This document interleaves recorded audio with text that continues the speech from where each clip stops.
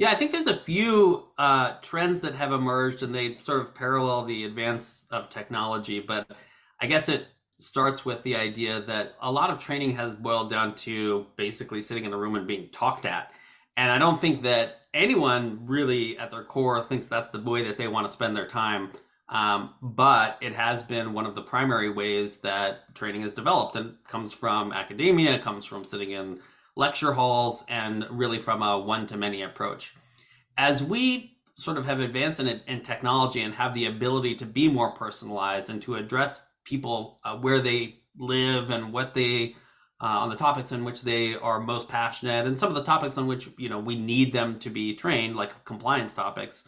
um, it no longer really has to be a one-to-many approach. Technology is enabling a lot more specific training for not just the subject matter that I need to learn, but the type of industry that I'm in, or the level in my career, how much time I've spent in a particular role, my own experience outside of work.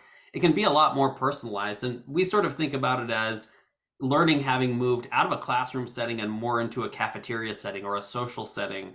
I'd also say that people in the modern era expect to be engaged.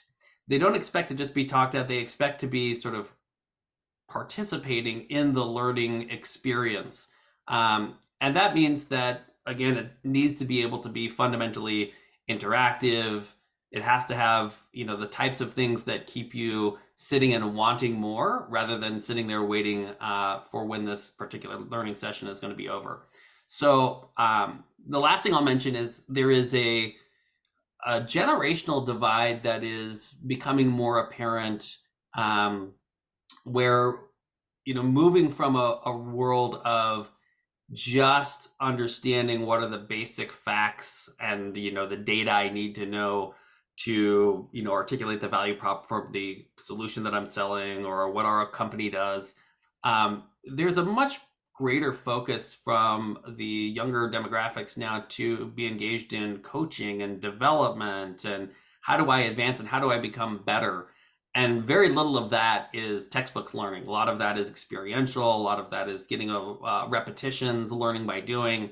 So it is a very different world than those classrooms that you and I sat in, where we absorb information, take notes, hope to pass a test at the end of the week, and then hope that we retain some of that information when it becomes relevant 30, 60, 90 days later. It is much more of an ongoing, continuous, social, but fundamentally needs to be an engaging activity as well.